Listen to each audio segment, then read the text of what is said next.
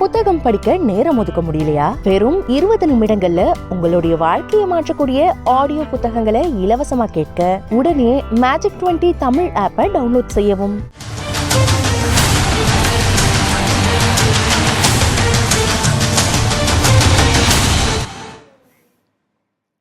Delhi Congress committee தலைவர் அரவிந்தர் Singh lovely தனது பதவியை ராஜினாமா செய்துள்ளார். அவரது அதிருப்திக்கு காரணம் என்ன? கட்சியில் அவர் கடந்து வந்த பாதை உள்ளிட்டவற்றை இந்த தொகுப்பில் விரிவாக பார்க்கலாம். டெல்லி காங்கிரஸ் கமிட்டி தலைவராக இருந்த அரவிந்தர் சிங் அக்கட்சியின் தேசிய தலைவர் மல்லிகார்ஜுன கார்கேவுக்கு கடிதம் எழுதியுள்ளார்.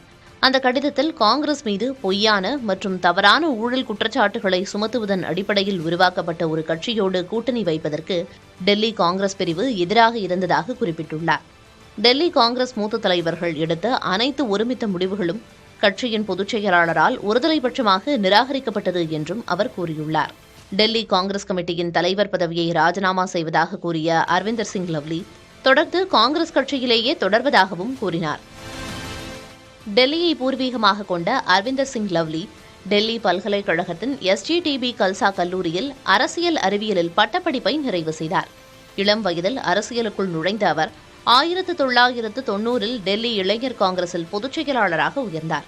அதைத் தொடர்ந்து 1992 முதல் 1996 வரை இந்திய தேசிய மாணவர் சங்கத்தின் பொதுச் செயலாளராக இருந்தார். 1998 காந்திநகர் தொகுதியில் வெற்றி பெற்று அவர் சட்டப்பேரவைக்குள் நுழைந்தார்.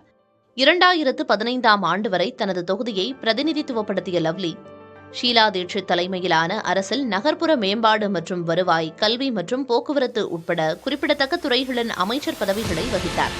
2019 மக்களவைத் தேர்தலில் கிழக்கு டெல்லி தொகுதியில் போட்டியிட்ட அவர் பாஜக வேட்பாளரும் முன்னாள் கிரிக்கெட் வீரருமான கௌதம் கம்பீரிடம் தோல்வியை தழுவினார்.